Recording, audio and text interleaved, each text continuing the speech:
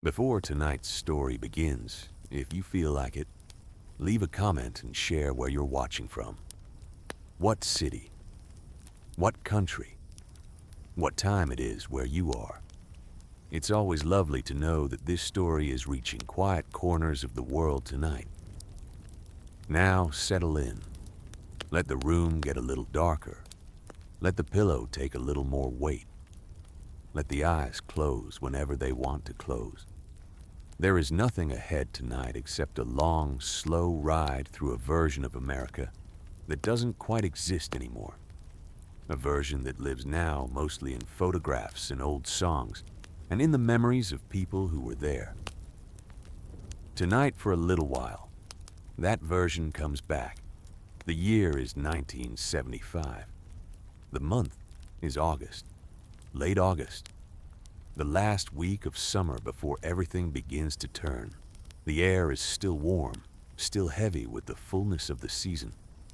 But somewhere underneath that warmth, barely noticeable, barely there, the first whisper of autumn is beginning to arrive. The days are still long. The sun still rises early, but the light has changed. It is a little softer now than it was in July, a little more golden, a little more patient.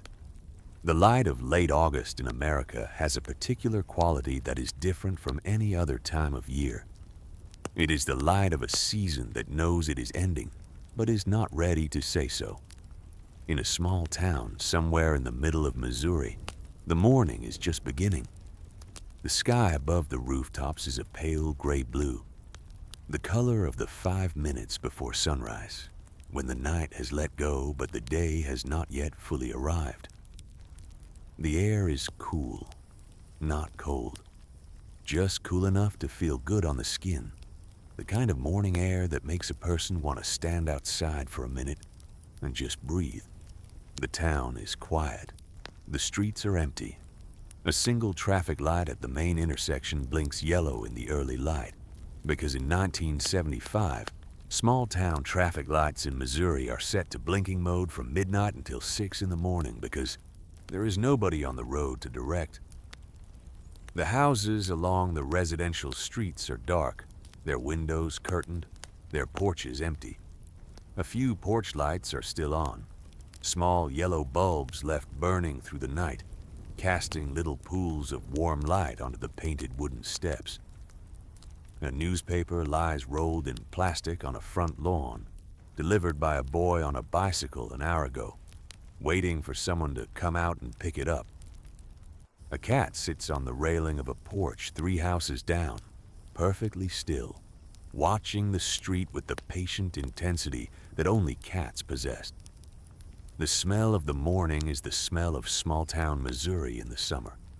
Freshly watered lawns, the faint sweetness of honeysuckle growing along a wooden fence, the lingering warmth of asphalt that absorbed the heat of yesterday's sun and is still releasing it slowly. A distant trace of wood smoke from someone's chimney. Not a winter fire, but a summer fireplace. The kind of small fire that people sometimes light in August just because they like the smell of it. At the edge of town, where the residential streets give way to open country, there is a small motel, a single-story building with 12 rooms in a row, each with its own door facing a narrow gravel parking lot. The motel is called the Hillcrest Motor Lodge. The name is painted in faded blue letters on a white wooden sign at the entrance to the parking lot. Below the name, a smaller sign says, "Air conditioned, color TV, vacancy." The vacancy sign is always lit. The Hillcrest Motor Lodge always has vacancy. It is not a busy motel. It is not on a highway. It is just a small, quiet, clean place where people stop when they are passing through this part of Missouri and need a bed for the night. In front of room number 7, parked on the gravel, there is a motorcycle. It is a Harley-Davidson Shovelhead, a 1972 model, the FLH Electra Glide. It is a big motorcycle, one of the biggest that Harley-Davidson makes. The frame is painted a deep metallic blue, so dark that it looks almost black in the pre-dawn light. The fuel tank is the same dark blue, with a thin silver pinstripe running along the center. The engine, the famous Shovelhead engine, named for the shape of its rocker covers, which look like the backs of coal shovels, sits in the center of the frame, its aluminum and iron surfaces catching the faintest glow of the motel's porch light.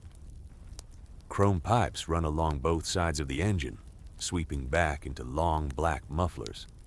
The saddle is wide and brown, made of thick leather, broken in by thousands of miles of sitting. A pair of leather saddlebags hang on either side of the rear wheel, buckled shut, holding whatever a person needs for a long, slow ride across the country. The motorcycle has been here since last night. Its engine is cold.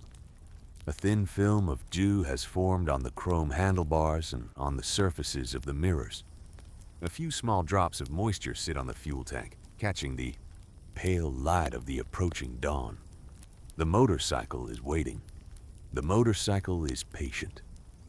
It has been waiting all night, the way motorcycles wait, silently without complaint, in the cool air of a parking lot under the stars, while their riders sleep. Inside room number 7, a man is waking up. He's lying on his back on a firm mattress, under a single white sheet and a thin brown bedspread. The room is dark. The heavy curtains are drawn across the single window, blocking the outside light. A small air conditioning unit mounted in the wall below the window is humming softly, pushing cool air into the room at its lowest setting. The room smells the way all motel rooms in 1975 smell. A faint mixture of lemon cleaning spray, old carpet, and the neutral scent of laundered sheets. It is not an unpleasant smell. It is the smell of 1,000 nights spent in 1,000 rooms just like this one, in 1,000 small towns across the country. The man lies still for a few minutes. He does not reach for anything. He does not check the time. There is no alarm clock ringing. There is no phone buzzing. In 1975, there are no phones that buzz. There is just the soft hum of the air conditioner and the even softer sound of his own breathing. He is in his early 40s. He has been riding motorcycles since he was 17. He has owned 6 or 7 bikes in his life. He can't remember the exact number anymore, because some of them were bought and sold within a single season, and some of them blur together in his memory. But the Shovelhead outside is the one that has stayed. He bought it 3 years ago from a dealer in Ohio. It had 4,000 miles on it when he bought it. It now has almost 32,000. He has ridden it across the country twice. He has ridden it to Sturgis. He has ridden it down to Florida and back. He has ridden it in rain and heat, and once, accidentally in a light snowfall in Colorado that he still talks about at bars when someone asks him for a riding story. He sits up slowly. He swings his legs off the bed. His bare feet touch the thin carpet. He stands. He walks to the small bathroom and runs cold water over his face at the sink. The water feels good. He looks at himself in the mirror for a second. He does not linger. He's not a man who spends much time looking in mirrors. He dries his face with a rough white towel. He pulls on his jeans. He pulls on a plain gray t-shirt. He pulls on his boots. Heavy black leather boots, well worn, with small scuff marks on the toes. He walks to the window and pulls the curtain aside a few inches. The parking lot is still. The sky is brightening. The Shovelhead is right where he left it, parked a few feet from his door, covered in dew, waiting. He lets the curtain fall back. He finishes getting dressed. He pulls on a brown leather jacket. Not a new jacket, not an old jacket, just a jacket that fits him well and has been on a lot of rides and smells faintly of road dust and leather oil. He picks up a small canvas bag from the chair by the door. He picks up his helmet, a simple black half helmet. the kind that covers the top of the head, but leaves the face open. In 1975, most states do not require helmets at all. He wears one because he likes it, not because anyone tells him to. He opens the door of the room and steps outside. The morning air hits him immediately, cool and fresh and clean. He can smell the grass and the honeysuckle and the faint trace of dew on the asphalt. He can hear a single bird singing somewhere in the trees behind the motel. An early bird, the first one of the morning, singing a slow, repetitive melody that sounds like it's been singing the same song since before the sun was invented. He walks to the motorcycle. He runs his hand along the cool metal of the fuel tank. The dew transfers from the tank to his palm. He wipes it on his jeans. He opens one of the saddlebags and puts his canvas bag inside. He buckles the saddlebag shut. He stands beside the motorcycle for a moment, looking at the sky, looking at the road, looking at the soft gray light that is beginning to warm into gold along the eastern horizon. He has no particular schedule today, no appointment, no destination that he needs to reach by a certain time. He is on a ride, a slow ride. A ride that started a few days ago somewhere in Ohio and will end eventually somewhere in the Southwest, Arizona maybe, or New Mexico. He's not exactly sure. He will know when he gets there. The ride is not about getting there. The ride is about the getting, the riding itself. The long, slow hours on the Shovelhead, moving through the country at whatever pace feels right. 60 miles an hour on the open highway, 45 on the smaller roads. Sometimes stopping for an hour at a roadside cafe just to drink a cup of coffee and watch the trucks go by. This is what riding a motorcycle across America is like in 1975. There are no GPS units. There are no smartphones. There are no apps that tell you where the next gas station is or how many miles until the next town. There is a paper map, a Rand McNally road atlas, folded and slightly torn, tucked into the left saddlebag. There is the sun, which tells you roughly what direction you are going. There is the road itself, which tells you through its signs and its landmarks and its general character where you are and where you are headed. And there is instinct, the instinct of a man who has been on many long rides and has learned to trust the road to take him where he needs to go. He swings his leg over the Shovelhead. The saddle is cool and slightly damp. He settles into it. His weight shifts the bike gently. The suspension compresses half an inch under him. He reaches for the key in his jacket pocket. He puts the key in the ignition. He turns it. The instrument panel lights up softly. 2 small round gauges, a speedometer and an oil pressure gauge, glowing a faint green in the early light. He reaches down to the left side of the engine and turns the fuel petcock. He hears the soft trickle of gasoline moving through the fuel line. He pulls the choke lever out halfway. The engine needs a little extra fuel to start on a cool morning. He presses the electric start button. The Shovelhead turns over once, twice. A deep, slow churning sound. The sound of heavy pistons moving through heavy cylinders. On the third turn, the engine catches. A single deep thud. Then a pause. Then another thud. Then another. The engine settles into its famous idle. A slow, deep, uneven rumble that sounds like nothing else in the world. The Shovelhead idle is not smooth. It is not refined. It is not the quiet purr of a Japanese engine. It is a rough, heavy, almost geological sound, like small rocks being slowly tumbled inside a metal drum. It vibrates through the frame of the motorcycle, through the handlebars, through the seat, through the rider's hands and thighs and spine. It is a sound that every Harley rider knows. It is the sound of the machine being alive. He lets the engine warm up for a few minutes. The exhaust pipe ticks softly as it heats. A thin wisp of blue-gray smoke rises from the mufflers and drifts away into the cool morning air.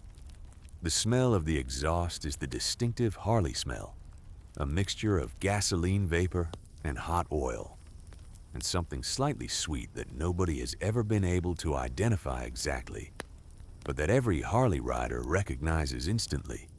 The motel is still quiet. No one else is awake. The man on the Shovelhead is the only person moving in the entire parking lot. He sits for a moment, listening to the engine idle, feeling the vibration, watching the sky get lighter. Then he pushes the choke back in. The idle smooths out just slightly. He clicks the transmission into first gear with his left foot. The gearbox engages with a solid mechanical clunk. He releases the clutch slowly. The motorcycle begins to move. He rolls across the gravel parking lot at walking speed. He reaches the exit of the lot and turns right onto the empty street. The Shovelhead's tires make a soft hissing sound on the damp pavement. The engine rumbles softly beneath him. He rolls slowly through the sleeping town, past the dark houses and the yellow porch lights and the newspaper on the lawn and the cat on the railing. The cat watches him pass. He watches the cat. Neither of them says anything. At the main intersection, the traffic light blinks yellow. He rolls through it without stopping. There is no one else on the road. The town ends within a few blocks. The houses thin out. A gas station appears on the right side of the road, an old Texaco station with 2 pumps and a small repair bay. Closed at this hour. Its lights off. Its sign dark. A small church appears on the left, a white clapboard church with a tall, thin steeple. Its front door closed, its parking lot empty. And then the town is behind him. The road opens up. The land on both sides becomes open country. Rolling Missouri farmland, green and gold in the first light of dawn, stretching out to a wide, soft horizon. A few trees line the road. A wooden fence runs along a pasture where a small herd of cattle is standing motionless in the early morning, doing whatever cattle do at 5:30 in the morning, which appears to be nothing at all. The man on the Shovelhead shifts up through the gears. Second, third, fourth. The engine's rumble deepens and smooths as the speed increases. 40 miles an hour. 45. 50. The wind begins to press gently against his chest and his face. The cool morning air moves over him. He can smell the wet grass in the fields. He can smell the faint sweetness of clover. He can smell the clean mineral smell of the Missouri soil. The road stretches out ahead of him, a long, straight, empty 2-lane highway, cutting through the green farmland headed west. The sun is rising behind him. He can feel its warmth on the back of his neck, just beginning. The sky ahead of him is still that deep, pale blue of early morning, untouched yet by the gold of the sun. He settles into the ride. His hands relax on the grips. His shoulders drop. His breathing slows. The Shovelhead rumbles steadily beneath him, carrying him forward at a patient, steady pace, mile after mile, through the quiet, empty countryside of the American Midwest in the summer of 1975. There is no traffic. There is no sound except the engine and the wind. There is nothing ahead of him except the road and the sky and the slow unfolding of a long, beautiful August morning. The ride has begun. America is out there, stretching out in every direction, enormous and quiet and patient. And the Shovelhead is carrying him through it, slowly, the way it always does, with the deep, steady rumble of a machine that was built to do exactly this, and nothing else, and to do it well, and to do it for a very long time. The morning keeps brightening. The air keeps warming. The road keeps going. And the long, slow ride through 1975, America is only just beginning. The morning opens up around him like a slow flower. The sun clears the horizon behind him, and suddenly the whole world is bathed in that soft gold light that only exists in the first hour after sunrise in the American Midwest. The fields on both sides of the road turn from gray-green to a bright, warm emerald. The dew on the fence posts catches the light and turns into tiny points of gold. The cattle in the pastures lift their heads briefly to feel the sun on their faces, then lower them again and go back to whatever it is that cattle think about at 6 o'clock in the morning. The man on the Shovelhead rides slowly through this golden hour. The engine rumbles beneath him at a steady 50 miles an hour. The wind is cool on his face, carrying the smell of wet clover and fresh earth, and the faint sweetness of a hayfield that was cut yesterday and is still drying in long pale rows along the side of the road. He breathes it in slowly. This is one of the things he rides for. This smell, this light, this feeling of being the only person awake in a sleeping country. The road is a 2-lane state highway, the kind that connects small towns to other small towns across the vast, quiet middle of America. In 1975, these 2-lane highways are still the primary roads through most of rural Missouri. The interstate system has been built, the big, wide highways that carry truck traffic and long-distance travelers at 70 miles an hour. But the interstates bypass the small towns entirely. If you want to ride through the small towns, if you want to see the real country, you ride the state highways, the old roads, the slow roads, the roads that were here before the interstates came. After about half an hour of riding, the first small town appears on the horizon, a water tower rising above a low line of trees, a church steeple, the faint shapes of a few rooftops. The man on the Shovelhead slows down as he approaches. The speed limit drops from 55 to 35 as the town begins. He downshifts. The engine's rumble changes pitch, becoming deeper and slower. The Shovelhead rolls into the town at a walking pace. The town is called something simple, a name like Fairview or Pleasant Hill or Oak Grove, a name that somebody gave it 100 years ago because the view was fair or the hill was pleasant, or there were oak trees growing in a grove. The town has maybe 800 people, a main street 3 blocks long, a hardware store, a 5 and dime, a small grocery store with hand-lettered signs in the window advertising ground beef at 79 cents a pound and watermelons for $1.49 each. A post office in a small brick building with an American flag hanging from a pole above the door. A barber shop with a red and white striped pole turning slowly in the morning light. The town is just waking up. A man in overalls is sweeping the sidewalk in front of the hardware store. A woman is unlocking the front door of the grocery store, her keys jangling softly. A pickup truck is parked in front of the post office, its engine still running, its driver inside mailing a letter. A dog is lying on the warm pavement near the barber shop, stretched out full length, already asleep again after a brief, early morning walk. The man on the Shovelhead rides slowly through the town. He does not stop. He just rides through at 25 miles an hour, looking at the buildings, looking at the people, looking at the small, ordinary details of a small, ordinary morning in a small, ordinary town. The man sweeping the sidewalk looks up as the motorcycle passes. He raises one hand in a slow wave. The man on the Shovelhead raises one hand back. The exchange takes about 2 seconds. Neither of them smiles. Neither of them frowns.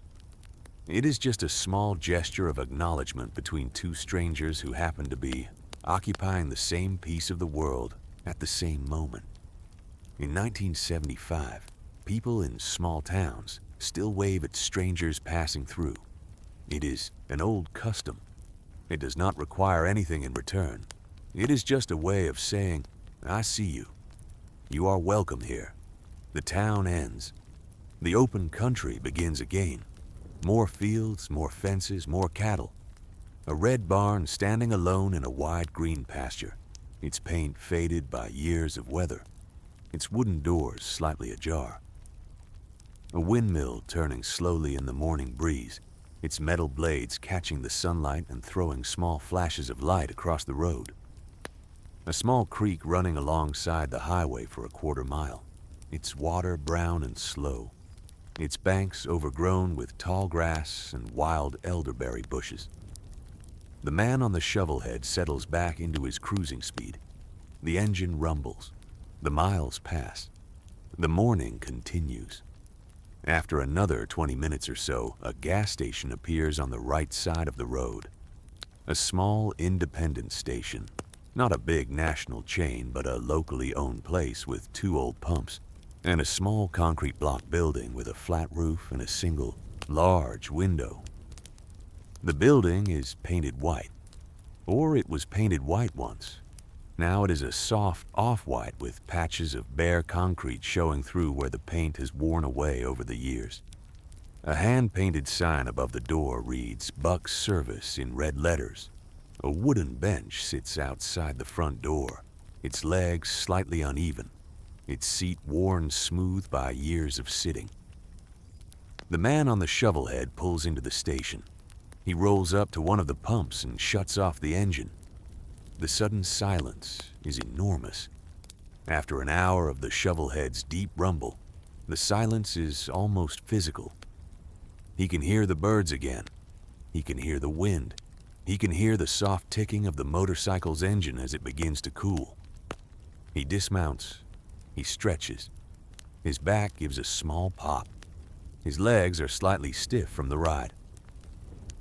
He walks around the motorcycle once, the way riders do when they stop, not checking anything specific, just looking at the bike, making sure everything is where it should be, acknowledging the machine the way you might acknowledge a horse after a long ride. The door of the station opens and a man walks out. He is in his 60s. He's wearing dark green work pants and a white short-sleeved shirt with the name Buck embroidered in red above the breast pocket. He has gray hair cut short, thick forearms, and the slow, easy manner of a man who has been pumping gas and fixing cars for most of his adult life. In 1975, at a station like this, the owner still comes out to pump your gas. Full service, that's how it works. You pull up, someone comes out, they pump the gas, check the oil, wash the windshield. You don't do it yourself. The self-serve gas station exists in some cities by 1975, but out here in rural Missouri, the old custom still holds. Buck walks up to the motorcycle. He looks at it with the appreciation of a man who knows machines. "Nice bike," he says. "Shovelhead." "72, the man says. "How's she running?" "Smooth." Buck nods. He picks up the gas nozzle and begins to fill the tank. In 1975, a gallon of gasoline costs about 53 cents. The Shovelhead's fuel tank holds about 5 gallons. The fill-up will cost less than $3. The man on the motorcycle watches the numbers on the pump turn slowly. Mechanical numbers on small white wheels behind a glass window on the face of the pump, not digital. In 1975, almost nothing is digital. The numbers turn with small, soft clicking sounds as the gallons accumulate. While the gas is pumping, the man walks into the station. Inside, the building is small and clean. A concrete floor. A single counter with an old brass cash register. Behind the counter, shelves hold cans of motor oil, bottles of windshield washer fluid, packs of fan belts, small boxes of spark plugs.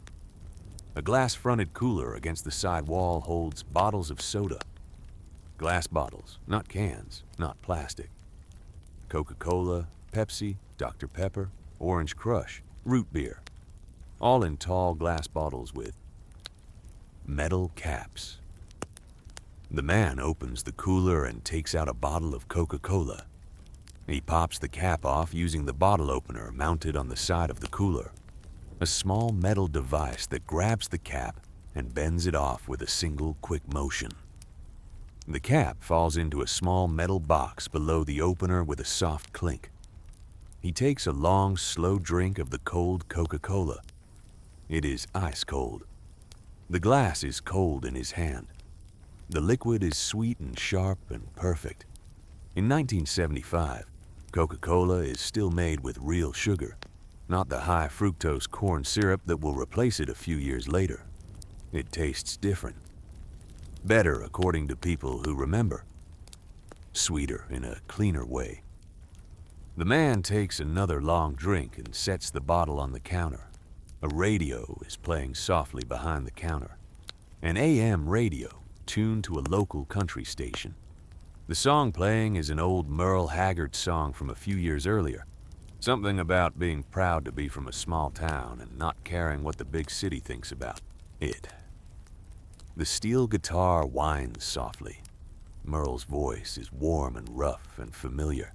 The kind of voice that sounds like it has been singing in gas stations and diners and truck stops for 100 years. Buck comes back inside. 3 gallons even, he says. $1.59. The man puts $2 bills on the counter. Buck makes change from the brass register. The drawer pops open with its small bell. Buck hands him the change, 2 quarters, a dime, and some pennies. The change makes a soft jingling sound in the man's palm. He pockets it. He picks up his Coca-Cola. He walks back outside. He stands for a moment beside the motorcycle, drinking the last of the Coke. The sun is higher now. The cool of the morning is beginning to warm. The shadows of the elm trees along the road are getting shorter. A few more cars have appeared on the highway. A pickup truck heading east, a station wagon heading west. Rural Missouri is waking up.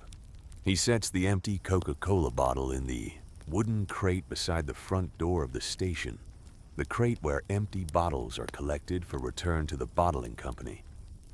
In 1975, glass bottles are returned and reused. There are no disposable plastic bottles. There are no recycling bins. The bottles go back to the bottler who washes them and refills them and sends them out again. Each glass Coca-Cola bottle in 1975 makes an average of about 40 trips before it is finally retired. The bottle the man has just placed in the crate will probably be refilled with Coca-Cola at the bottling plant in Springfield and be back on a shelf somewhere within a few weeks. He swings his leg over the shovelhead. He starts the engine. The deep rumble returns. Buck, standing in the doorway of the station, raises a hand. The man on the motorcycle raises a hand back. He rolls out of the station and back onto the highway. The road continues west. The country changes a little. The rolling fields give way to slightly hillier terrain. The road begins to curve more, following the shape of small valleys and low ridges. The trees along the road are taller and thicker. Oaks and hickories mostly, their branches arching over the road in places, creating a dappled green canopy that the shovelhead rolls through like a slow silver blue fish swimming through an underwater tunnel. After another 40 minutes of riding, the man comes to a slightly bigger town. This one has a traffic light, a real traffic light, not just a blinking yellow. It has a bank with a brick facade and a clock above the door. It has a Woolworth's 5 and dime with a long glass storefront. It has a small movie theater with a white marquee showing a film called Jaws, which came out earlier this summer and has been the biggest movie in America all season. The marquee letters are slightly crooked. The theater only has 1 screen. In 1975, most small-town theaters only have 1 screen. And most importantly for the man on the shovelhead, the town has a diner. The diner is on the main street between the bank and a small clothing store. It is a small building with a flat roof and a long front window and a glass door with a metal handle. A small sign above the door says, Sunrise Cafe, in faded red letters. A few pickup trucks and an old sedan are parked in front. The diner has been here for about 30 years. It was opened after the Second World War by a man who had been a cook in the Navy, and his daughter runs it now. The diner serves breakfast all day, which is the mark of a good diner in any decade. The man parks the Shovelhead at the curb in front of the diner. He shuts off the engine. He takes off his helmet and hangs it on the handlebar. He runs his hand through his hair. He walks to the glass door and pulls it open. Inside, the diner is warm and bright. The morning sun is coming through the long front window and falling across the floor in a wide golden stripe. The counter runs the length of the room, with a dozen chrome and vinyl stools in front of it. A few booths line the opposite wall. The floor is black and white checkered tile. The walls are painted a soft cream color. A row of small pendant lamps hangs above the counter, glowing warm even in the daylight. A pie case near the register holds 3 pies under glass domes, apple, cherry, and lemon meringue, each one with a hand-lettered card identifying it. The smell of the diner is the smell that all good American diners have shared for 100 years. Coffee, bacon, butter on a hot griddle, toast, a faint trace of maple syrup from the small glass dispensers on each table, the smell of eggs being scrambled, the smell of hash browns crisping slowly on a flat-top grill. These smells layer on top of each other and mix into a single complex aroma that is, to anyone who has ever loved a diner, one of the most comforting smells in the world. About half of the stools at the counter are occupied. Men, mostly. Local men. Farmers and shop owners, and retired railroad workers. They are drinking coffee from thick white ceramic mugs. They are eating eggs and toast and bacon. They are reading the morning paper, the local daily, folded in quarters, propped against the sugar dispenser.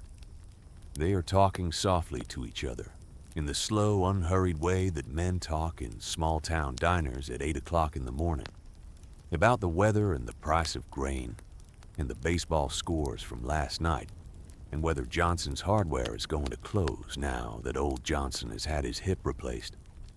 A waitress is working behind the counter. She is in her 30s. She has short brown hair and a quick, easy smile, and a white apron over a pale yellow dress. She moves along the counter with the smooth, practiced efficiency of a person who has been doing this work for a long time and does not think about it anymore. She pours coffee without looking. She slides plates across the counter without breaking stride. She calls orders back to the cook through a small window in the wall behind the counter, using the shorthand that diner cooks and waitresses have used for decades. 2 over easy, hash, white toast, stacked with bacon, a side of links. Scramble wet rye, hold the home. The man from the Shovelhead sits down at the counter. He takes the last empty stool near the end. He puts his hands flat on the cool laminate surface. The waitress appears in front of him within about 5 seconds. "Coffee?" she asks. He nods. She pours it without asking anything else. Black coffee in a thick white ceramic mug, steaming gently. She sets it in front of him and walks away to check on another customer. He wraps both hands around the mug. The warmth seeps into his palms. He lifts the mug and takes a slow sip. The coffee is strong and slightly bitter, and exactly what he needs after 2 hours of riding in the cool morning air. He sets the mug down. He picks up a small laminated menu that is tucked between the napkin dispenser and the sugar canister. He looks at it slowly. The menu is simple. Eggs any style, pancakes, waffles, French toast, bacon, sausage, ham steak, hash browns, biscuits, and gravy. toast, white, wheat, or rye, orange juice, tomato juice, milk, coffee. The prices are printed in small black type. 2 eggs any style with toast and hash browns, $1.35. Short stack of pancakes, 90 cents. Full breakfast with eggs, bacon, hash browns, toast, and coffee, $2.10. He orders the full breakfast. The waitress writes it down on a small green pad and calls it back to the cook through the window. The cook, a heavy man with a white paper hat and a stained white apron, nods once and turns back to his griddle. The sound of eggs hitting a hot buttered surface fills the diner for a moment. The sizzle, the pop, the small hiss of grease. The man drinks his coffee slowly while he waits. He listens to the conversations around him. He does not participate. He is a stranger, here, passing through, and he knows the etiquette of small-town diners. You can listen. You can smile. You can nod if someone says something to you. But you don't jump into a conversation uninvited. You let the locals have their space. You are a guest in their morning routine, and you behave accordingly. The radio behind the counter is playing softly, the same kind of AM country station that was playing in Buck's gas station. A different song now, something by Conway Twitty, slow and smooth, about a woman he used to love. The steel guitar curls gently under the vocal. The bass walks a simple, slow line. The song drifts through the diner and mixes with the sound of coffee cups clinking and forks scraping plates in the low murmur of conversation. The waitress brings his breakfast. 2 eggs over easy, their yolks bright orange, perfectly cooked. 3 strips of thick-cut bacon, crisp at the edges, still slightly chewy in the middle. A pile of hash browns, golden and crispy, seasoned with salt and pepper and a little bit of paprika. 2 slices of white toast, buttered, cut diagonally. A small glass of orange juice. He eats slowly. He takes small bites. He lets each piece of food sit in his mouth for a moment before he chews. The eggs are perfect. The bacon is exactly right. The hash browns have that particular crispy soft texture that only a flat-top griddle can produce. The toast is warm and buttery. The orange juice is cold and sweet and tart. He eats the way a man eats when he is not in a hurry and has nowhere specific to be. The way a man eats when breakfast is not a task but a pleasure. The way a man eats when the morning is long and the road ahead is longer and there is no reason in the world to rush through any of it. When he finishes, he sets his fork down. He drains the last of his coffee. The waitress appears and refills it without being asked. He wraps his hands around the fresh mug. He looks out the window at the Shovelhead parked at the curb. It's dark, blue tank catching the morning sun, its chrome pipes glinting. He sits for another 10 minutes just drinking coffee, just watching the morning move through the diner. The men at the counter finish their breakfasts one by one and leave. New men arrive and take their places. The waitress keeps moving along the counter, pouring coffee, delivering plates, clearing dishes. The cook keeps working at his griddle, methodical and unhurried. The radio keeps playing its slow country songs. He leaves money on the counter, enough for the breakfast and a good tip. He stands up. He walks out the glass door into the warm morning sun.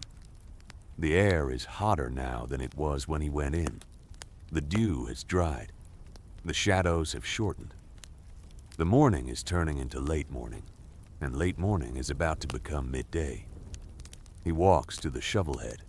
He puts on his helmet. He starts the engine.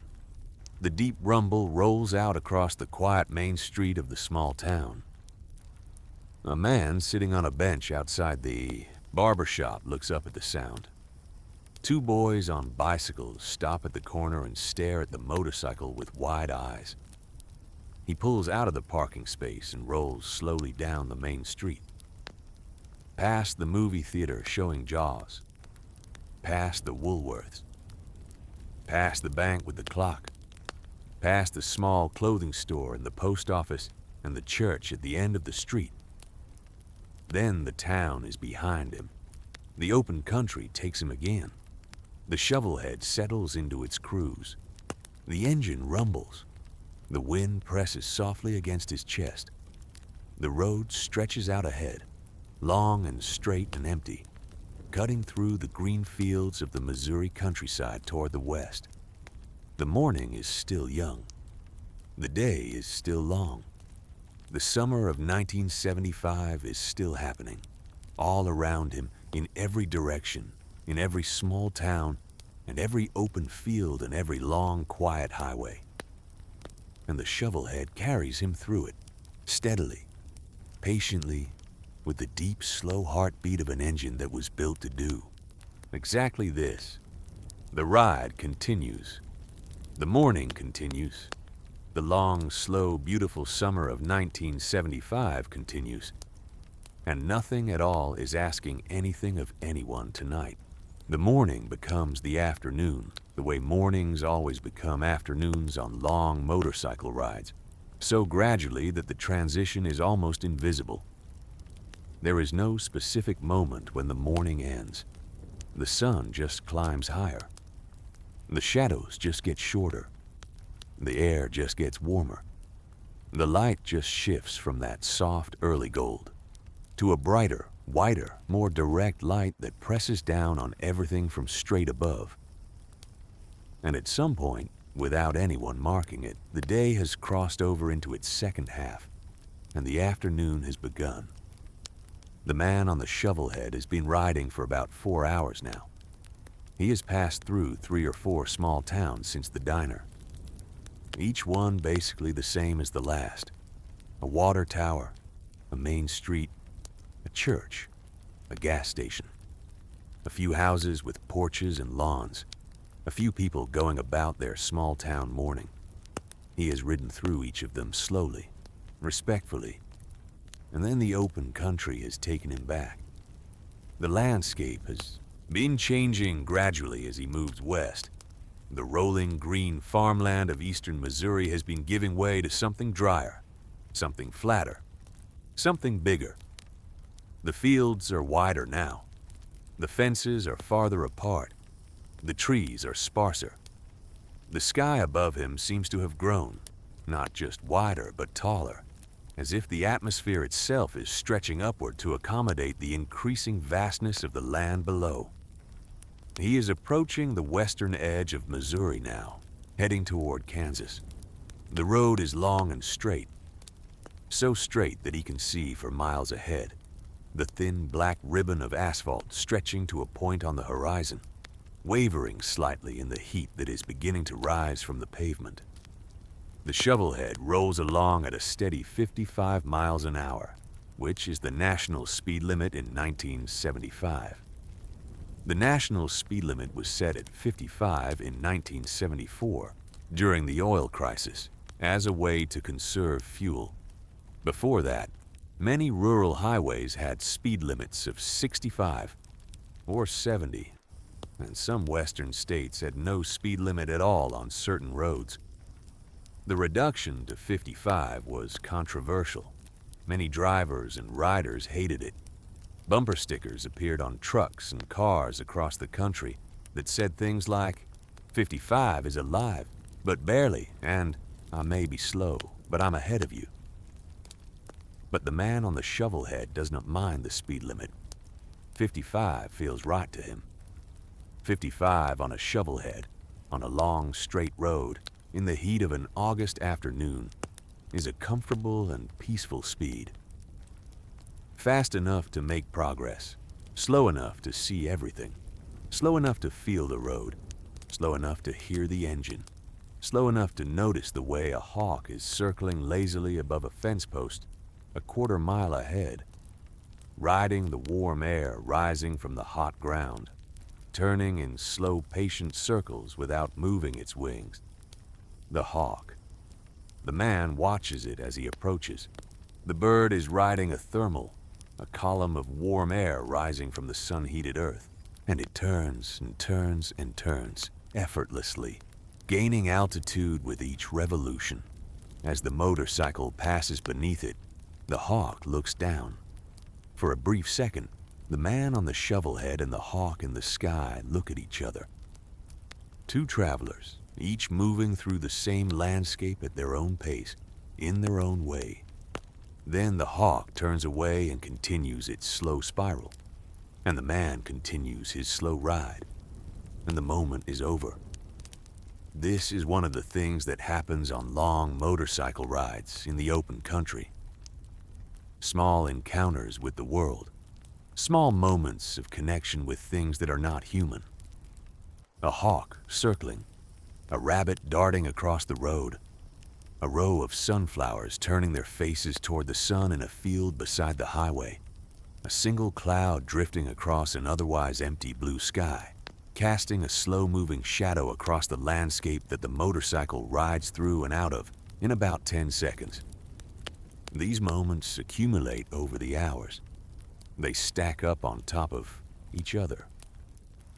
And by the end of a long day of riding, the rider carries inside him 100 small moments that most people never notice because most people are moving too fast or are too enclosed inside their cars to see them. The afternoon heat is real now. The air temperature is somewhere in the mid-80s. The pavement is radiating heat. The man can feel it through his boots on the foot pegs. He can feel it through his jeans on the tank. He can feel it on his forearms where his jacket sleeves have ridden up slightly. It is not unbearable. It is just present. Just the honest heat of an August afternoon in the middle of the American continent. He unzips his jacket a few inches. The air flows inside and cools his chest. He takes one hand off the handlebar for a moment and lifts the bottom of his helmet slightly to let the wind cool the back of his neck. Small adjustments. The kind of adjustments a rider makes automatically after years of long rides in warm weather. A song is stuck in his head. This happens on long rides. Without a radio on the motorcycle, the Shovelhead does not have one. In 1975, motorcycle radios are rare and expensive and unreliable. The rider's mind becomes its own radio. Songs float up from memory without being invited. They play on a loop for 20 minutes, or an hour, or sometimes an entire afternoon, and then they fade and are replaced by another song that floats up from some other corner of the memory.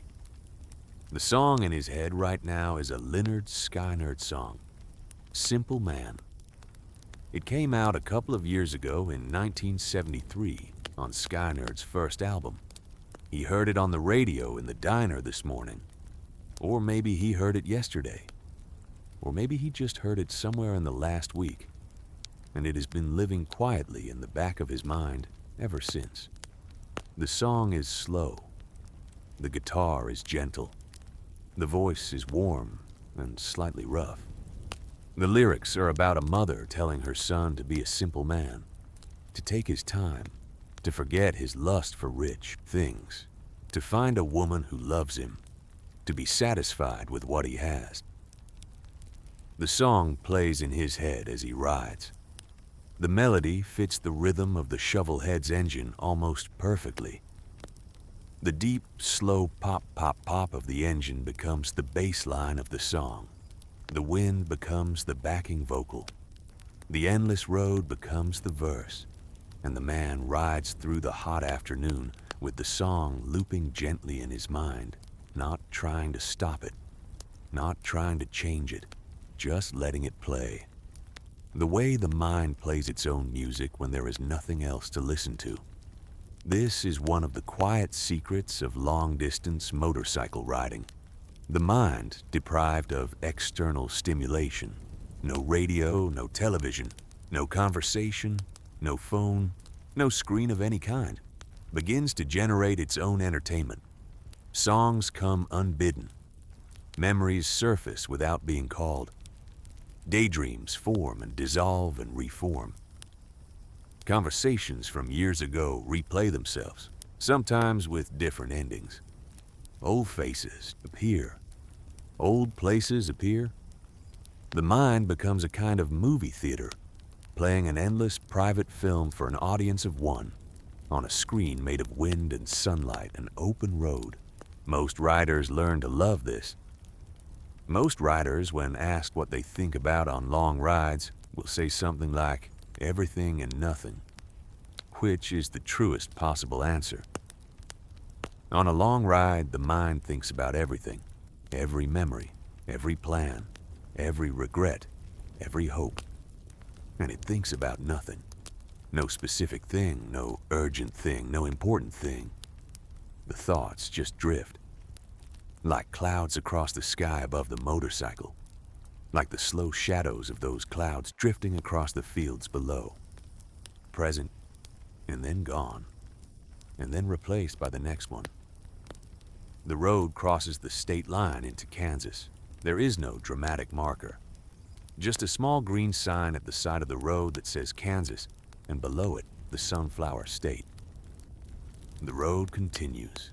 The landscape does not change at the state line. The fields are the same. The sky is the same. The heat is the same. State lines in the middle of America are mostly invisible on the ground. They are lines on maps, not lines on the earth. But Kansas feels different somehow, even though it looks the same. Something about the quality of the light, or the texture of the air, or the particular shade of gold in the wheat fields. Kansas has its own character. Kansas is flatter than Missouri was, more open, more exposed. The land here has nothing to hide behind. There are no hills to break up the horizon. There are no dense forests to create shade and mystery. There is only the land, flat and wide and golden, stretching out to the edge of the sky in every direction. And above the land, the sky itself, which in Kansas is the largest single feature of the landscape. The sky in Kansas takes up about 3/4 of the visual field. The land is just a narrow golden strip along the bottom of the picture. Everything else is sky. The man on the Shovelhead settles deeper into his ride. The Shovelhead's engine has been running for 5 hours now, and it has reached that state of mechanical harmony that old air-cooled engines reach when they have been running at a steady speed for a long time. Every moving part inside the engine has warmed to its optimal temperature. Every bearing is at its perfect clearance.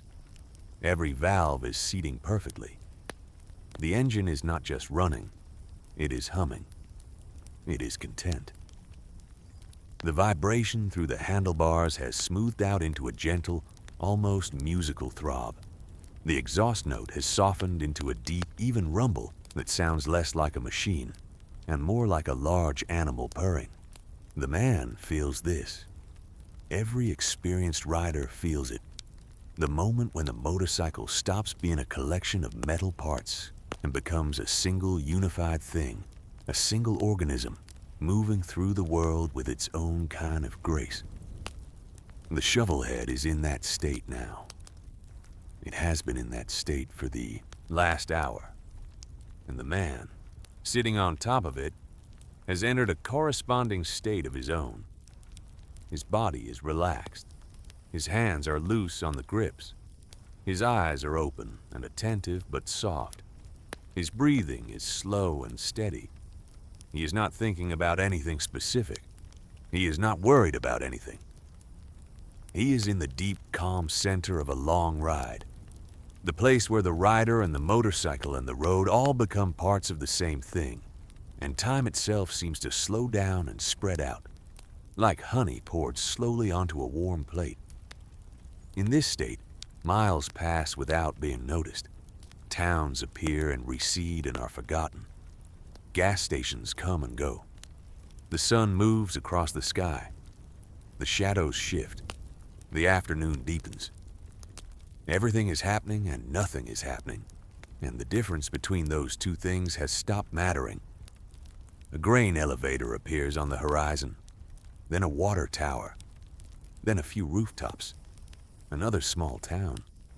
The man on the Shovelhead slows down. The engine's note changes. He rolls into the town at 30 miles an hour. This town is slightly bigger than the ones in Missouri.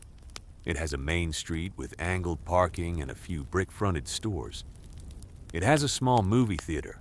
It has a Western auto store with lawnmowers and car parts displayed in the front window. It has a Ben Franklin 5 and dime with a popcorn machine visible through the glass door, slowly turning, filling the air near the entrance with the warm, buttery smell of fresh popcorn. He pulls over at a small gas station at the far end of the town. Another independent station like Buck's. This one is called Dale's Phillips 66.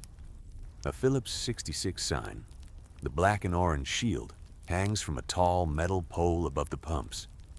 The station has 3 pumps and a single repair bay, where an old pickup truck is up on a hydraulic lift, its belly exposed, its muffler hanging at an angle that suggests it is the reason the truck is here.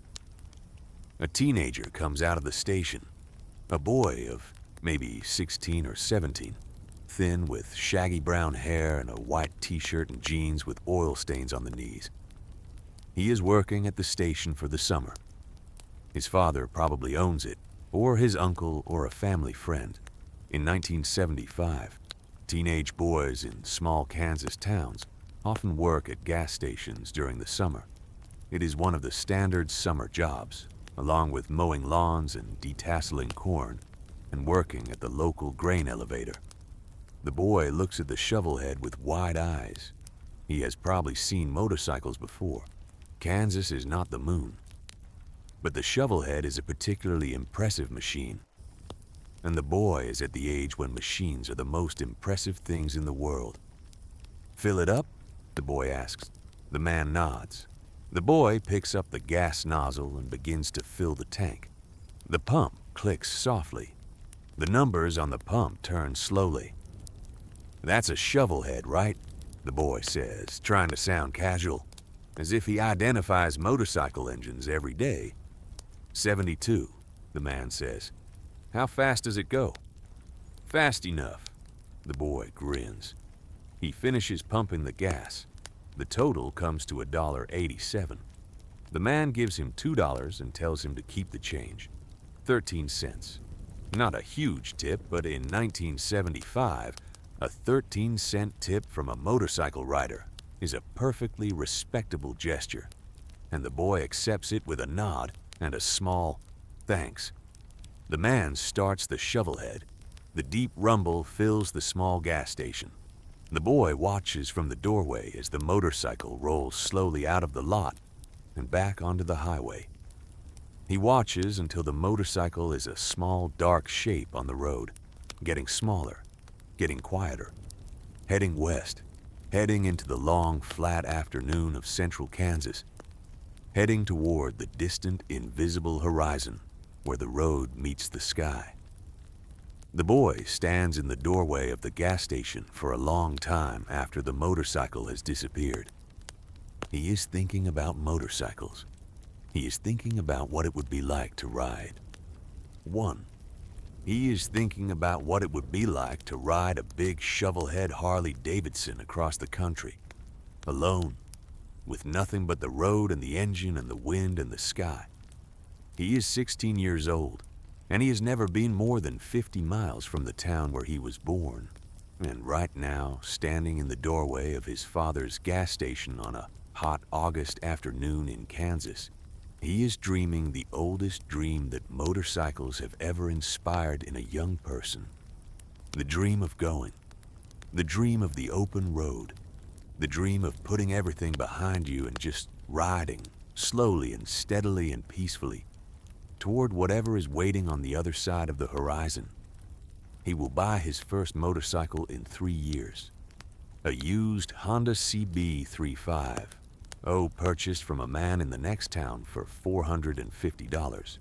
He will ride it for 2 summers. Then he will sell it and buy a used Harley-Davidson Sportster.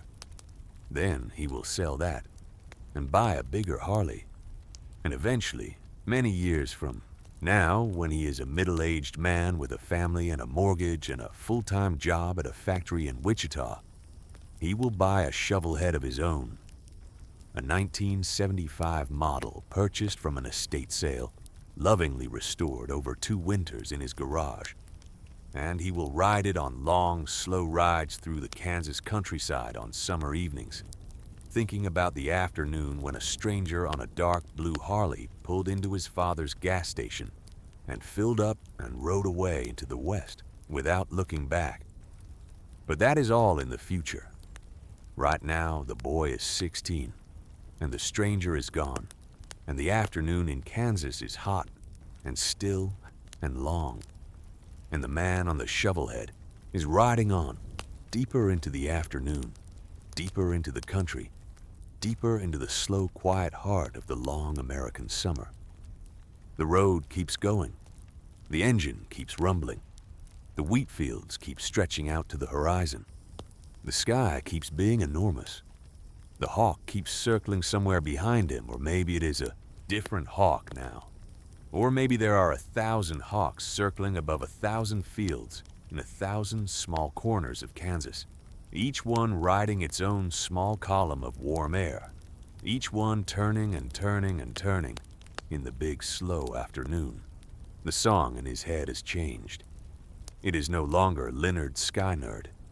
It is now something by the Eagles. Take It Easy. Another song from 1972. Another slow, easy song about the road.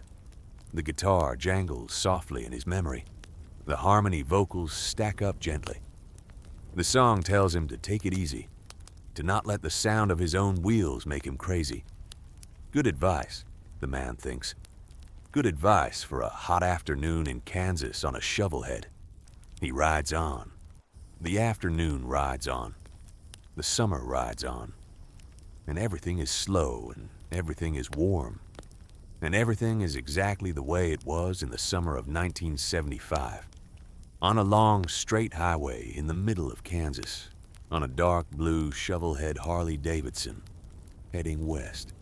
Let the afternoon settle. Let the heat of the road become the warmth of the blanket. Let the deep, steady rumble of the Shovelhead become the deep, steady rhythm of slow breathing. Let the enormous Kansas sky become the soft, dark space behind closed eyelids. Let the long, straight road become the long, straight slide towards sleep. There is nothing to worry about tonight. There is nothing to plan. There is nothing to fix.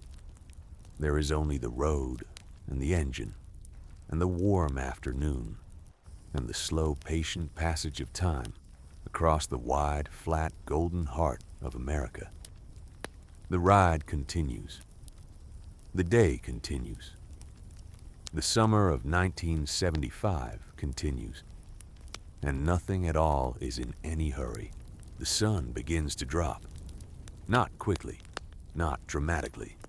Just a slow, patient descent toward the western horizon, the way the sun always descends over Kansas in August, taking its time, stretching the last hours of the day out as long as possible, as if it knows that the light is too good to let go of in a hurry. The man on the Shovelhead has been riding for most of the day. His body knows it. His shoulders have settled into the particular shape they take after 6 or 7 hours on a motorcycle. Not tense, not sore, just molded. His hands have been wrapped around the same grips for so long that they have forgotten what it feels like to hold anything else. His legs are warm from the engine heat that radiates through the frame. His face is warm from the sun and slightly tight from the wind. He feels good. Not energized exactly. Not tired exactly. Just deeply, thoroughly used in the way that a body wants to be used after a long day of doing the thing it was meant to do. The light is changing. This is the hour that photographers call golden hour, and riders call the best hour. The sun, dropping toward the horizon, sends its light through a thicker layer of atmosphere, and the light turns from white to gold, to amber, to a deep, soft orange. Everything the light touches becomes warmer. The wheat fields turn from pale gold to deep gold, to a rich, almost copper color. The road itself turns from gray to warm brown. The chrome on the Shovelhead turns from silver to a soft, glowing bronze. Even the man's own hands on the grips look different in this light. Warmer, darker, more alive. The road has been heading due west for the last hour, which means the sun is directly in front of him. He pulls the brim of his helmet down slightly to shade his eyes. The sun is not blinding. It is too low and too orange for that. But it fills his field of vision with a warm glow that makes the road ahead look like it is paved with molten copper. He rides into the glow slowly. The Shovelhead's dark blue tank catches the orange light and holds it. He has crossed into Oklahoma at some point during the last hour. He did not notice exactly when. The state line sign came and went while he was deep inside one of those long riding meditations. And by the time he was aware of his surroundings again, the sign was far behind him and Oklahoma was all around him. Oklahoma feels different from Kansas. Not dramatically different, but noticeably. The land is still flat, but it has a slight roll to it now, a gentle undulation as if the earth is breathing very slowly. The grass along the road is different, shorter, sparser, a paler shade of gold. The trees are different, more post oaks and blackjacks, gnarled and twisted, growing in small clusters instead of in long rows. The soil where it is visible in the ditches alongside the road is red, a deep brick red, the color of dried blood, the color that gives Oklahoma its particular character and that stains everything it touches. Boots, tires, clothes, the lower edges of buildings, the unpaved side roads that branch off the highway and disappear into the reddish distance. The man on the Shovelhead rolls through the long Oklahoma evening. The road curves gently now, following the shapes of low hills and shallow valleys. A few oil pumps appear in the fields, the old beam-style pumps, rocking slowly up and down, dipping their long metal beams into the earth and pulling up small amounts of crude oil with each stroke. In 1975, Oklahoma is still a major oil-producing state, and these small pumps are scattered across the landscape like strange mechanical birds, bowing endlessly to the ground, doing their slow, patient work day and night, year after year. The pumps are hypnotic to watch. The man glances at one as he passes. The beam rises slowly, pauses at the top, descends slowly, pauses at the bottom, rises again. The motion is so regular, so predictable, so utterly without urgency that it becomes a kind of visual metronome. Up, pause, down, pause, up, pause, down. The rhythm of the pump is slower than the rhythm of the Shovelhead's engine, and the two rhythms intersect and diverge and intersect again, creating a strange polyrhythmic pattern that the man can feel in his body without quite being able to describe it. The sun is lower now. It has turned from orange to a deep rose gold. The clouds on the western horizon, which have been building slowly all afternoon, have caught the light and turned into long streaks of pink and salmon and pale violet. The sky above the clouds is still blue, but it is a deeper blue now, the blue of late evening, and the first faint star is visible directly overhead if you tilt your head back and look for it. The man on the Shovelhead does not tilt his head back. He keeps his eyes on the road.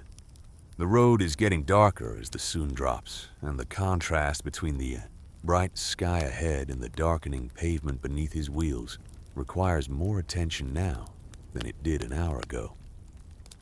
He is not worried. He has ridden in fading light 1,000 times, but he is more alert than he was during the drowsy warmth of the afternoon. His body is waking up slightly, the way a rider's body wakes up when the light changes and the day begins to end. He comes to a small town.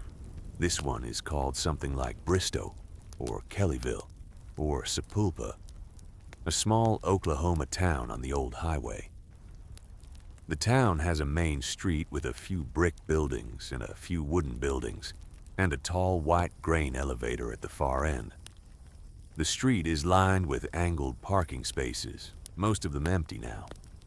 A few pickup trucks are parked in front of a small bar with a blinking Coors sign in the window. A woman is walking a small dog along the sidewalk. An old man is sitting on a bench outside the post office, watching the evening come. The man on the Shovelhead rides slowly through the town. The Shovelhead's rumble echoes off the brick walls of the buildings. The woman with the dog looks up. The old man on the bench watches him pass with calm, unhurried eyes. A boy, maybe 12 years old, is sitting on the curb outside the Five and Dime, eating an ice cream cone. The boy watches the motorcycle pass with the same wide-eyed fascination that the teenager at the Kansas gas station showed earlier. Motorcycles in 1975 still have that effect on boys of a certain age. At the far end of the town, the man passes a small drive-in restaurant. Not a drive-through, a drive-in. The kind of restaurant where you park your car in a row of angled spaces in front of the building, and a waitress comes out to your car on roller skates and you order through the window of your car, and the waitress brings your food on a tray that clips to the edge of your car door. In 1975, drive-in restaurants are still common across small-town America, though they are beginning to decline. The big fast food chains, McDonald's, Burger King, Wendy's, are expanding rapidly, and the small independent drive-ins are slowly losing their customers to the cheaper, faster, more standardized chains. This particular drive-in is called Sonic. In 1975, Sonic is not yet the large national chain it will become. It is still mostly a regional chain, with locations concentrated in Oklahoma and Texas, and a few neighboring states. The Sonic in this small Oklahoma town has been here for about 10 years. It has a long row of covered parking spaces, each one with a small metal speaker and ordering button mounted on a post. The building itself is a low flat structure with a wide awning and a large illuminated sign that says Sonic in bright red and yellow letters. A few cars are already parked in the spaces. The small speaker crackles with static as someone places an order. The man on the Shovelhead does not stop at the Sonic. He is not hungry.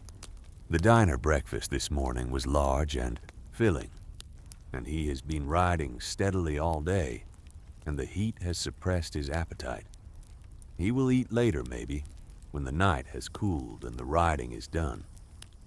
He continues through the town and out the other side. The country opens up again. The sun is very low now. It is sitting on the horizon like a soft red ball, sending its last long rays across the landscape, painting everything in shades of amber and rose. The shadows of the fence posts along the road are enormously long, stretching 20 or 30 feet across the pavement. Thin, dark lines that the motorcycle crosses one by one by one, like the rungs of a slow, invisible ladder. The sky is beginning to do something extraordinary. The clouds on the western horizon, which were pink a few minutes ago, are now turning a deep, vivid red-orange, the color of live coals in a fireplace. Above them, the sky is a gradient of impossible colors. Orange to salmon to pink to lavender to deep violet to a dark blue that is almost black. And above the dark blue, straight up, directly overhead, the sky is full of stars. Not just a few stars, hundreds of them, thousands.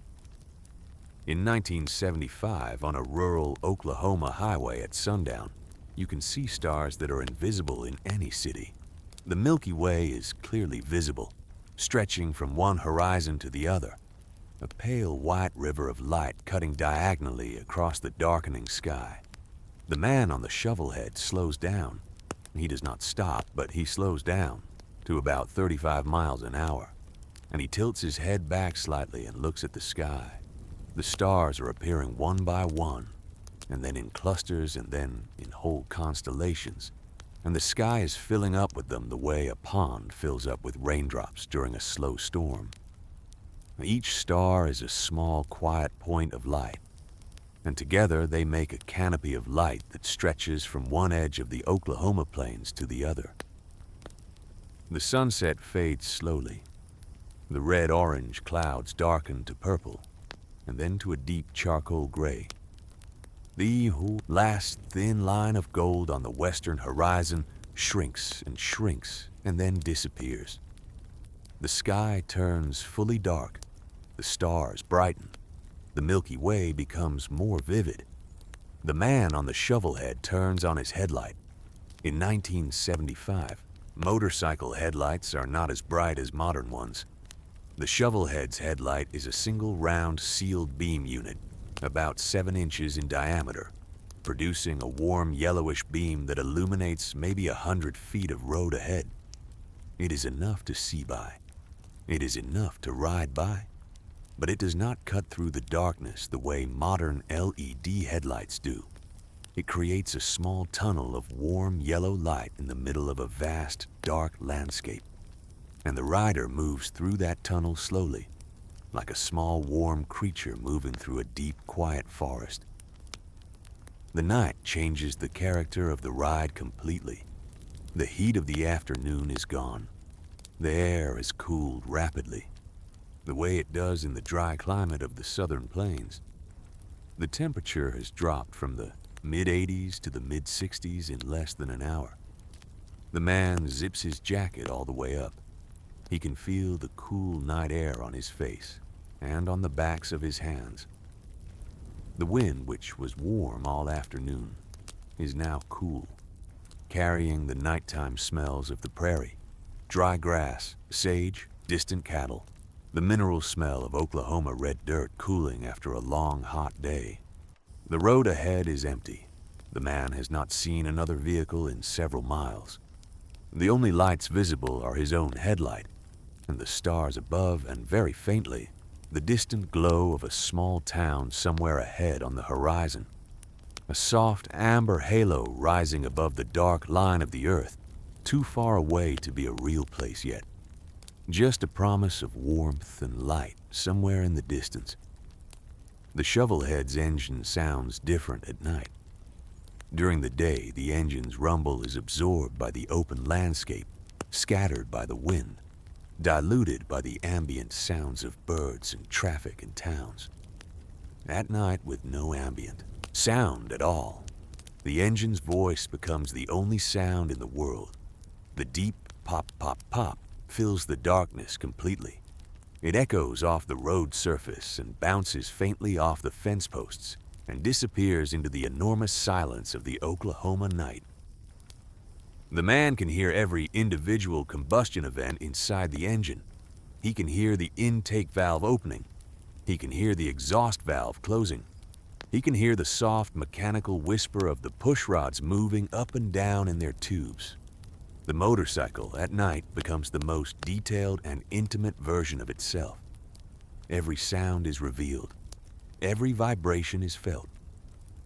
The rider and the machine become more connected in the dark than they ever are in the daylight. The distant glow on the horizon grows slowly as the man rides toward it. After about 20 minutes, the glow resolves into individual lights, a few street lamps, a few porch lights, a few neon signs. A small town, and among the neon signs, one stands taller than the rest, a tall, thin sign with a single word on it, glowing in pale blue and white against the dark sky. Motel. The man on the Shovelhead slows down. He has been riding for almost 12 hours. His body is telling him that it is time to stop. His hands are stiff. His back is sore in the good way. His eyes are tired from watching the road. He's ready for a bed and a shower and a long night of sleep. He rolls into the small town slowly. The streets are mostly empty. A few lights are on in a few houses. A dog barks somewhere. A single car passes him going the other direction, its headlights sweeping briefly across his face before continuing on. The motel is at the edge of town. set back from the road behind a small gravel parking lot. It is a single-story building with about 15 rooms in a row, each with its own door facing the parking lot. The building is made of concrete block, painted a soft pale turquoise, a color that was popular for motel buildings in the 1950s and 1960s and that has faded over the decades into a gentle, dusty, slightly melancholy shade. A wooden overhang runs along the front of the building, supported by metal poles, providing shade for the doorways during the day and shelter from the rain at night. The motel sign is old. It is a tall vertical sign, mounted on a single metal pole, rising about 20 feet above the parking lot. The sign has the word motel written vertically in large pale blue neon letters, and below it in smaller white neon, the name of the motel, something like the Skyliner, or the Westward, or the Starlight. Below the name, in even smaller neon, the word vacancy glows in a soft red. The sign is one of those classic mid-century motel signs that were once common across America and are now slowly disappearing as the old independent motels are replaced by chain hotels. In 1975, most of these signs are still here. They still glow every night, casting their colored light onto the parking lots, welcoming travelers who are still using the old highways, still riding the old roads, still looking for a small, simple place to sleep. The man on the Shovelhead pulls into the parking lot. The gravel crunches softly under his tires. He rolls up to the office, a small room at one end of the building with a glass door and a single lamp burning inside. He shuts off the engine. The silence is enormous. After 12 hours of the Shovelhead's rumble, the silence feels almost physical. It presses gently against his ears. He can hear his own breathing. He can hear the soft ticking of the engine cooling. He can hear crickets singing in the grass behind the motel. He can hear the very faint electrical hum of the neon sign above him. He sits on the motorcycle for a long moment without moving. He looks up at the sky. The stars are even brighter here than they were on the road. The Milky Way stretches from one end of the sky to the other, a pale white river of ancient light. A single shooting star streaks briefly across the western sky and disappears. The man watches the place where it was for a few seconds, then looks back down at the earth. He dismounts slowly. His legs are stiff. He stretches. His back pops. He walks to the office door and pushes it open. A small bell rings above the door. Inside, a woman in her 50s is sitting behind a small wooden counter, watching a small black and white television. The television is showing the evening news. Walter Cronkite on CBS, reading the day's headlines in his calm, authoritative voice. The woman looks up. She smiles. Need a room? Please? Single? Yes, ma'am. That'll be $12. $12. In 1975, a single room at a small independent motel in rural Oklahoma costs $12 a night. The room will have a bed, a small bathroom, a window air conditioner, a black and white television, a small table, and a lamp. It will be clean and simple and perfectly adequate for a tired rider who needs nothing more than a horizontal surface and a pillow. The man puts a 20 on the counter. The woman makes change from a small metal cash box. She hands him a key on a plastic fob with the room number written on it in ballpoint pen. Room 11. Ice machines around the back, she says. Checkout's at 11. You need anything, just knock. He thanks her. He walks out of the office and along the overhang to room 11. He unlocks the door. He steps inside. He flips the light switch. The room is exactly what he expected. A double bed with a brown bedspread and 2 flat pillows. A small nightstand with a lamp. A wooden chair. A small television on a low dresser. a window air conditioning unit humming quietly on its lowest setting. A small bathroom behind a thin door, a toilet, a sink, a shower with a thin plastic curtain. The floor is carpeted in a thin brown carpet. The walls are painted a pale beige. A painting of a desert landscape hangs above the bed, a small frame print of the kind that was sold in bulk to motels across the Southwest in the 1960s. The room smells like every motel room in 1975. Lemon cleaning spray, laundered sheets, a faint trace of cigarette smoke from a previous guest, despite the small no smoking sign on the nightstand. The barely perceptible smell of old carpet. It is not a luxurious room. It is not a beautiful room, but it is clean, and it is quiet, and it is exactly the right room for a tired man at the end of a long, slow day on a motorcycle. He goes back outside. He moves the Shovelhead from in front of the office to in front of his room. He parks it close to the door. He unbuckles the saddlebags and carries his small canvas bag inside. He takes off his jacket and hangs it on the back of the wooden chair. He takes off his boots and sets them by the door. He sits on the edge of the bed for a long moment. The bed is firm. The room is cool from the air conditioner. The lamp on the nightstand casts a small warm pool of light. Through the thin curtains of the window, he can see the soft, pale blue glow of the motel sign outside.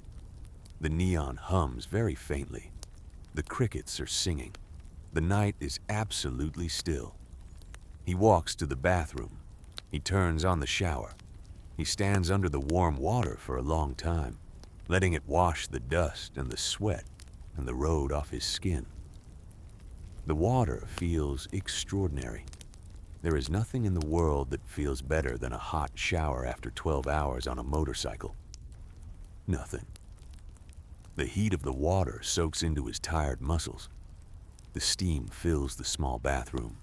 He closes his eyes and lets the water run over his face and through his hair, and down his back. After a long time, he turns off the water. He dries himself with a rough white towel. He puts on a clean t-shirt and a pair of soft cotton shorts from his canvas bag. He walks back into the room. He turns off the overhead light, leaving only the small lamp on the nightstand. The room gets dim and warm. He lies down on the bed. He pulls the thin bedspread up to his waist.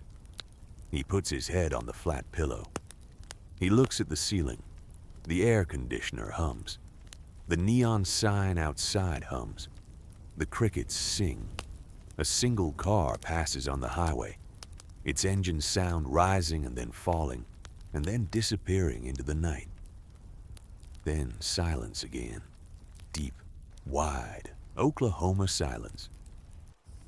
He thinks about the day, the small motel in Missouri where he started this morning, the coffee at the diner, the gas station with Buck, the small Kansas towns, the teenage boy at the Phillips 66, the hawk circling over the fence post, the wheat fields turning gold in the afternoon light, the Oklahoma sunset that turned the whole sky into a painting, the stars, the Milky Way, the long dark ride into this small town with its pale blue motel sign. All of it runs together in his mind like a slow movie. A movie with no plot. A movie where nothing important happens. A movie that is just a man on a motorcycle moving slowly through the heart of the country on a warm August day in the middle of the 1970s. He closes his eyes. The pillow is soft. The room is cool. The air conditioner hums its small, steady hum. The neon sign outside casts its faint blue light through the thin curtains. The crickets continue their long, slow song. He feels his body sinking into the mattress. He feels the weight of the long day settling into his muscles. He feels his breathing slow. He feels his mind begin to let go of the road, the way the mind always lets go of the road at the end of a long ride, slowly and reluctantly, like a hand releasing a warm cup. The Shovelhead is outside his door. parked on the gravel, engine cold, chrome catching the faint blue light of the neon sign. It has carried him 500 miles today. It will carry him 500 more tomorrow.